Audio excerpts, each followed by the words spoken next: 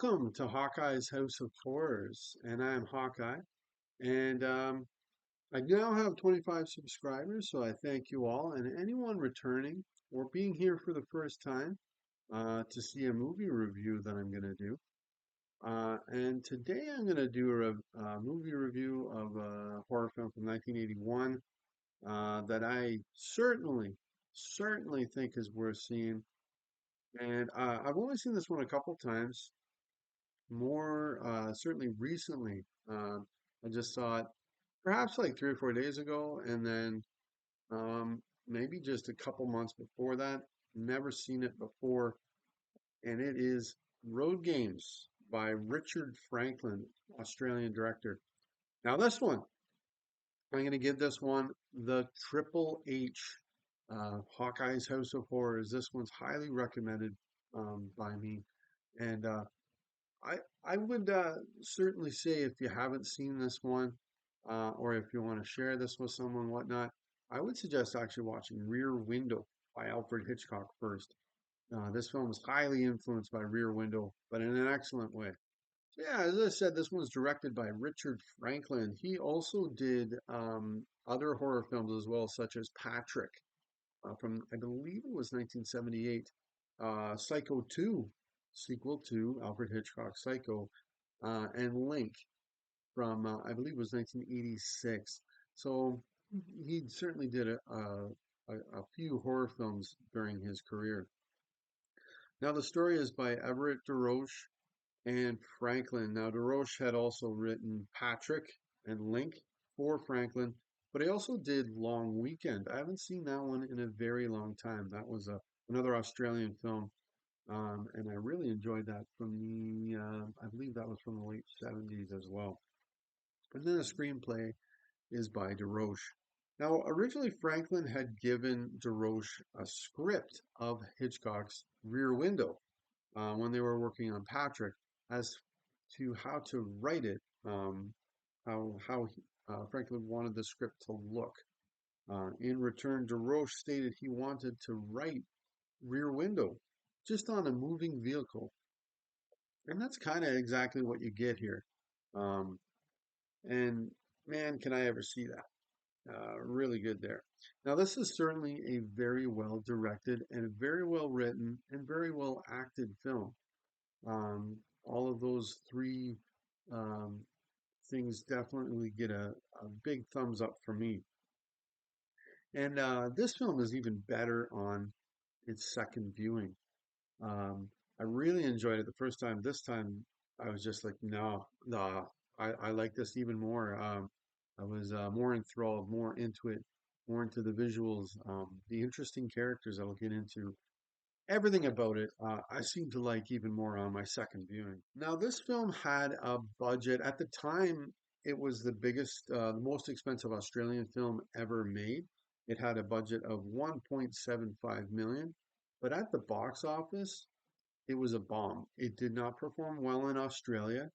Not sure why. And when it was released in North America, I believe it was through Embassy. It did not perform well either. As I read, Franklin stated that it was marketed as a slasher in the United States, and slasher this is not. It's definitely more in the vein of like an Alfred Hitchcock film. Not saying that like Psycho didn't lead the way to slashers, perhaps, but um, definitely more in the vein of Rear Window, as I said. So this film is definitely, in my opinion, a diamond in the rough. Now, certainly as of lately, this film must have picked up a lot of interest. It's available on Tubi if you want to stream it, for example. But personally, I'd never even heard of the film before I saw it, looked it up. But man, I really wanted to see it after I saw Stacy Keach, Jamie Lee Curtis, and Richard Franklin, who I'd seen quite a number of his films, how they were so heavily involved with this film. So I really wanted to see it. And boy, oh boy, am I ever glad I did. Now, this was released on June the 26th, 1981 in Australia. Now, Franklin actually originally wanted Sean Connery in the lead, but he couldn't afford his salary. Now, at the same time, in 1981, Connery also made Time Bandits, um, as well as Outland. I've done a review for both of those films as well, and they're available on my channel. Hey, if you've seen those or want to give them a look. Now, I'll get into the story of the film here. So the story is about a truck driver named Pat Quid, and I think this is a great performance by Stacy Keach. Um, I find he is playing a very interesting character. Now, his character, he loves to gab, uh, quite a bit, but by him talking, it really adds interest and layering, perhaps, to the film. He also has a dingo, or is it, named Boswell, who rides side saddle with him in his truck that he's driving. He likes to blow the harp to Beethoven while driving his truck. Um, and he also thinks that just because he's driving a truck doesn't mean he's a truck driver. And what he's doing is he's transporting meat in his truck across Australia. Um, and he comes across this green van that very early in the film, like the first scene, you see him, he pulls over to get some sleep and he sees this green van. Um, but he believes the driver of this van is actually killing people or women in Australia as a serial killer. Um, Now, along the story as well, Quid comes across this van as well as some other travelers as well, which I admit I love. And they continue to show up in the story as well. When big things happen, some of those people are there as they're driving across the country together, more or less. And then I find it becomes very Alfred Hitchcock when Keach and a hitchhiker, played by Scream Queen Jamie Lee Curtis, investigate this thought that Keach has. They investigate it. And I like how they kind of counterbalance each other to the point where Curtis is like, so what does he think of women? Well, where Keach is like, who cares? It doesn't matter. But they're really trying to get into this character and really trying to figure this out.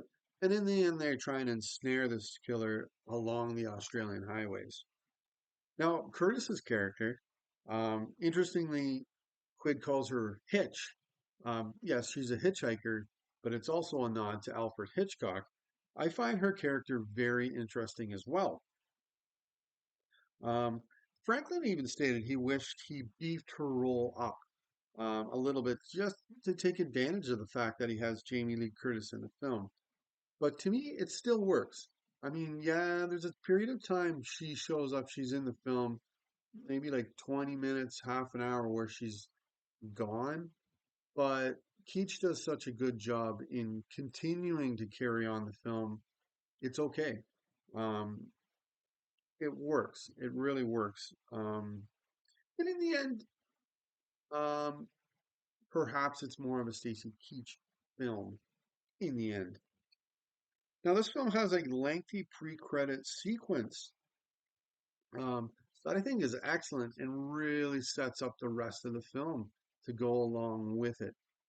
It does a very good job in that. There's also a shot I love, um, excellent, right in the pre credit sequence, um, where the killer is coming out of, I believe it's the bathroom in this hotel that he and a hitchhiker that he's picked up are staying for the night. Now, obviously, they've had sex, but he's coming out of the bathroom with this big, thick guitar string. She is sitting on the bed playing the guitar.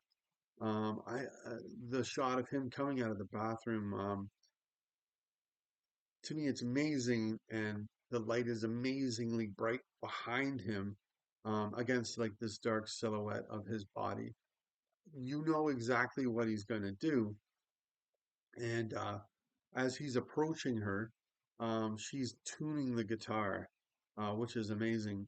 Um, and I find it really, by doing this, it really adds tension to the scene. And man, I love it. Um, really good stuff there. Other things I love about the film as well. I love how as the film is progressing, Quid driving down the highway seems to have an idea about all the other people he's driving down the highway with, or even lends his voice to what they're saying or thinking going down the highway. I really love that. And by him doing this, it's through Quid you get to know these other characters a little bit, or just enough um, to know their, or to have them feel like they're a much more intricate part of the story on his trip down the highway. And I love the scene where when Quid passes, or the green van passes Quid going down the highway, and Quid is like he's sitting up higher, so he's able to look in down inside into these vehicles, and he looks down and he sees this cooler, and then while the killer's driving, he reaches over and grabs the cooler so it doesn't fall over. Um, this is excellent use by the director and the music done here by Brian May, which is really good. He also did the music to Mad Max and The Road Warrior, um, a couple of films I have um, reviewed as well. And man, or I haven't done Mad Max yet, but I have done Road Warrior or The Road Warrior. I love that film. That's an amazing film, must see.